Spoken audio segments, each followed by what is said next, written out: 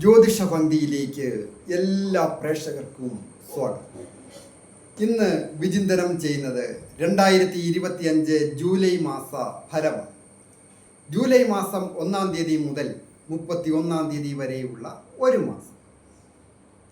മിഥുനം രാശിക്കാരായിരിക്കുന്ന മകയിരത്തിൻ്റെ 3, 4 പാദങ്ങളും തിരുവാതിരയും പുണരത്തിൻ്റെ ആദ്യത്തെ 1, 2, 3 പാദങ്ങളും അടങ്ങുന്ന നക്ഷത്രക്കാരുടെ ഫലമാണ് പറയുന്നത്.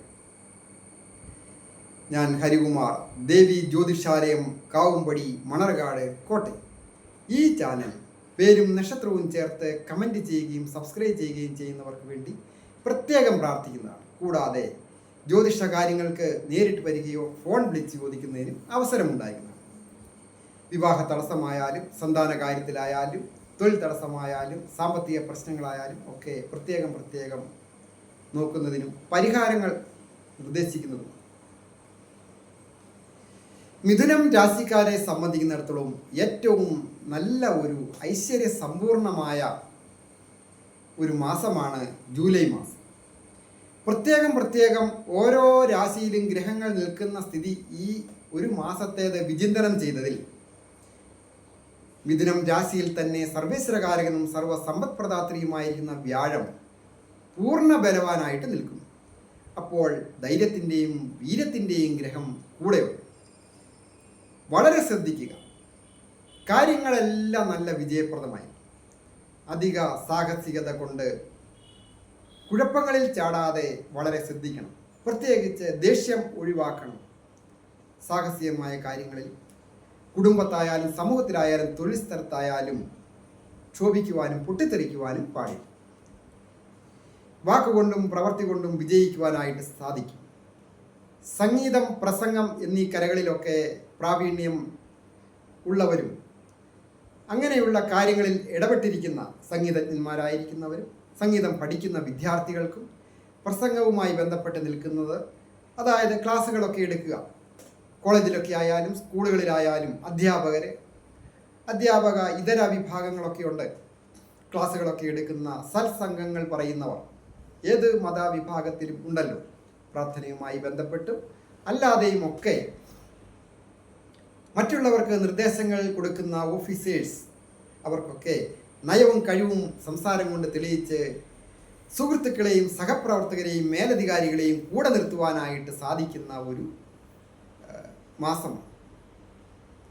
അതുപോലെ തന്നെയാണ് പ്രസിദ്ധി വന്നു ചേരുക. സാഹിത്യരംഗത്ത് പ്രവർത്തിക്കുന്നവർക്ക് സാഹിത്യവുമായി ബന്ധപ്പെട്ട്, അതായത് വാർത്താ ചാനലുകളിലൊക്കെ പ്രവർത്തിക്കുന്ന വാർത്താവിനിമയ രംഗങ്ങളിൽ പല വിധത്തിലുള്ള മീഡിയകളിൽ വർക്ക് ചെയ്യുന്നവർ, കലാകാരന്മാരായിരിക്കുന്നവർ, കലയുടെ ആവാന്തര വിഭാഗങ്ങളിൽ ജോലി ചെയ്യുന്നവർക്ക് തൊഴിലിൽ നിന്ന് മേന്മ വന്നു ചേർന്ന് ധനാഗമന യോഗവും പ്രസിദ്ധിയും വന്നു ചേരുക, തൊഴിൽ രംഗത്ത് ഒരു ഉറപ്പ് കിട്ടുക, അങ്ങനെയൊക്കെ ഉണ്ടാകുന്നതിന് ധനസ്ഥാനത്തെ, അതായത് ഭർത്തവ്യമഖിലം വിത്തം വാണി ചക്ഷുഷ ദിശം, അങ്ങനെയുള്ള ഭാവത്തെ സൂചിപ്പിക്കുന്ന ഭാവത്തിലാണ് ആ ബുധൻ സ്ഥിതി ചെയ്യുന്നത്. അത് സുഖസ്ഥാനത്തിൻ്റെ അധിപൻ കൂടിയായതിനാൽ മാതാപിതാക്കൾക്കും സ്വന്തം ഗൃഹത്തിലും വാഹന സംബന്ധമായിട്ടുമൊക്കെ വളരെ നല്ലതാണ്.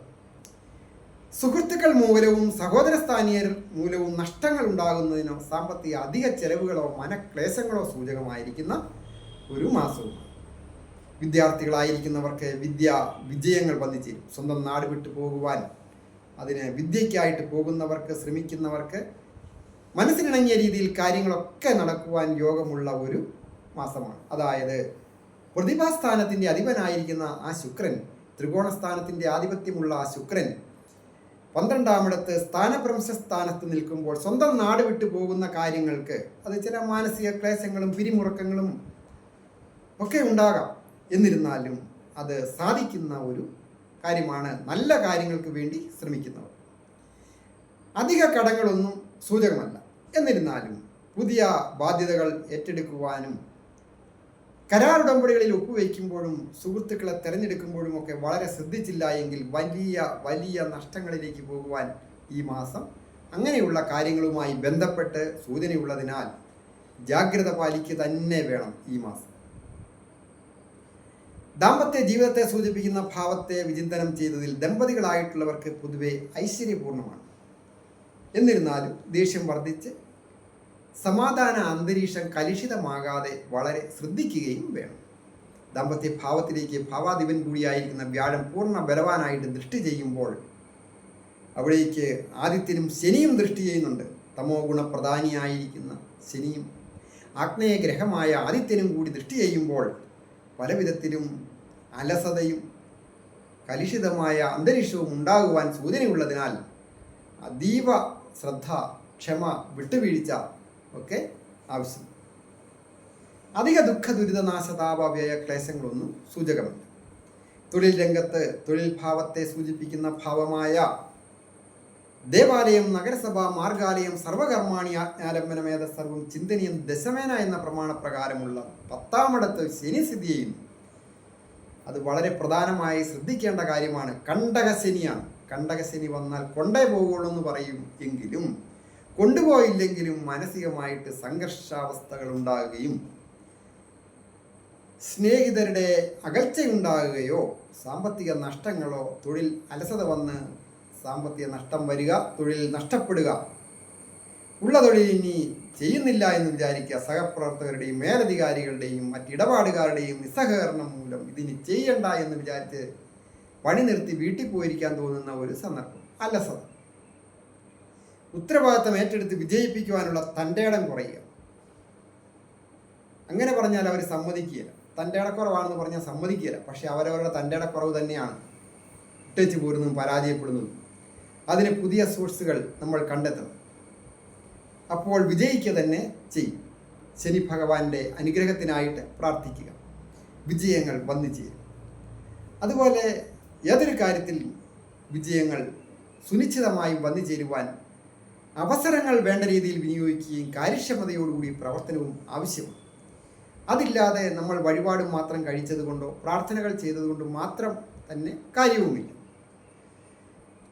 ഏറ്റവും പ്രധാനമായിട്ട് വേണ്ടത് ശ്രീകൃഷ്ണ ഭഗവാനെ പ്രീതിപ്പെടുത്തുന്നതിന് ശ്രീകൃഷ്ണ ഭഗവാന്റെ സന്നിധിയിൽ പ്രാർത്ഥനകളൊക്കെ സമർപ്പിക്കുകയും ദിവ്യസഹിതം സമർപ്പിച്ച് പ്രാർത്ഥിക്കുക. മഹാദേവനെ ജലധാര പോലെയുള്ള വഴിപാടുകളൊക്കെ ചെയ്യണം. അത് ദേഷ്യം ഒഴിവാക്കാനായി. കൂടാതെ കണ്ടകശനിയൊക്കെ ഉള്ള സമയമാണല്ലോ. അപ്പോൾ ഗണപതിയെ പ്രാർത്ഥിക്കുന്നതും ശാസ്താവിനെ പ്രാർത്ഥിക്കുന്നതും ഒക്കെ ശ്രേയസ്കരം. എല്ലാവർക്കും നന്മ വരുവാനായിട്ട് പ്രാർത്ഥിക്കും.